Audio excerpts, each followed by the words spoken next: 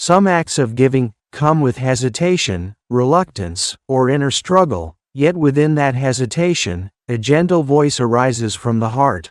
Although it's not easy, I still want to do this. The Buddha said this is the third type of donor consciousness. Sasankhārika-somanassa-sahagata dāna-citta. Giving that is prompted, yet accompanied by joy. It is not as free and effortless as the second type, nor as reluctant and unwilling as the first. Rather, it lies somewhere in between. The heart needs a little encouragement, a little push, but once the decision is made, the inner feeling is joyful. This type of giving is closest to the way ordinary people give. There is a little reluctance when giving. A small inner struggle takes place. One may need a reminder, encouragement, or inspiration from others, but once the decision to give is made, there is joy.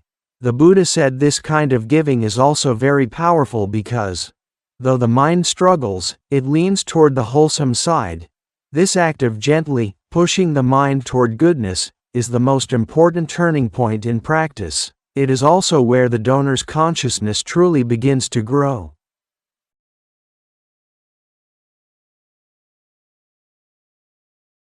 King Bimbisara of Magadha was one of the earliest supporters of the Buddha.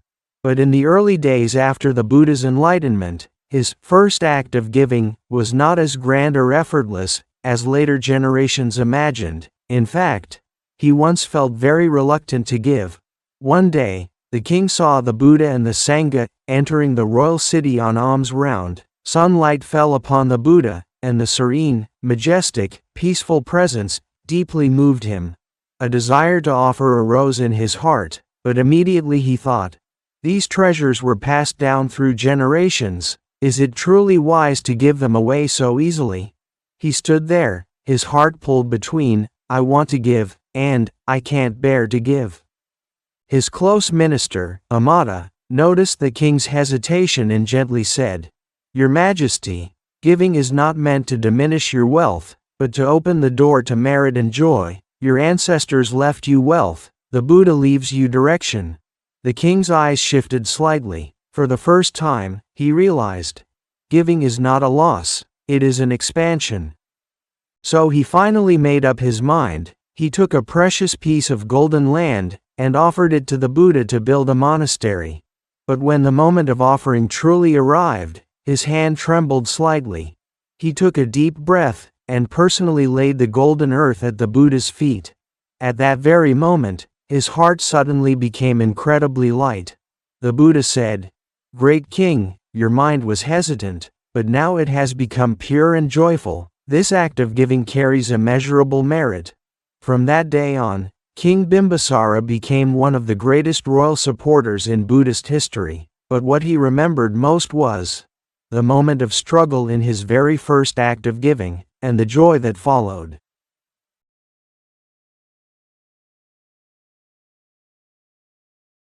In Georgetown, Penang, there is a seafood stall owner named Chan. His income is unstable, and he often worries about not having enough, especially after the pandemic, when business dropped sharply. One day, he went to a temple to pay respects and saw a donation box labeled, fundraising for the orphanage. He genuinely wanted to help, but then he remembered he still had children to feed and rent to pay. So he stood in front of the donation box for 5 whole minutes, hesitating, unable to move. 10 ringgit? No, too much. 5 ringgit? Still feels hard, but if I don't give anything, my heart won't feel right. He couldn't help laughing at himself. This is the reluctant kindness, the goodness that struggles but still wants to give. Just then, a little girl from the orphanage, about 7 or 8 years old, walked up beside him and bowed. Her eyes were shy, yet full of gratitude. Chan's heart softened instantly. He stopped thinking. He simply reached into his pocket, pulled out Rm50, and dropped it into the donation box. In that moment, he shocked himself. Oh my, 50 ringgit? Yesterday I didn't even dare give 5. But strangely, his chest felt lighter than ever. Unexpectedly, his seafood stall did exceptionally well that night. The next day too, and for the whole week, business was better than usual. He told his wife. Could it be that the 50 ringgit donation made the god of wealth a bit happier? His wife laughed at him for being superstitious, but Ah Chan said, maybe it's not the god of wealth who's happy, maybe I became happy, so good fortune could finally come in.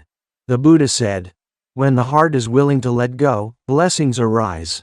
This is the power of the third type of giving consciousness. The joy that comes after struggle is the kind that transforms a person's destiny most deeply. Sometimes, people are not naturally inclined toward goodness. The heart struggles, hesitates, and feels reluctant. But as long as there is willingness, the heart will move toward the wholesome. The Buddha said, even when the heart is pushed into action, if it carries joy, the good will sprout like a seed. The third type of giving consciousness represents the moment the heart begins to want to grow. In the next episode, we will enter Episode 4, the fourth giving consciousness. Sasankhārika-somanassa-sahagata dāna-citta. Joyful giving that arises naturally from within. This is a higher level of generosity, not because others encourage it, but because the heart itself is so joyful that it cannot help but give.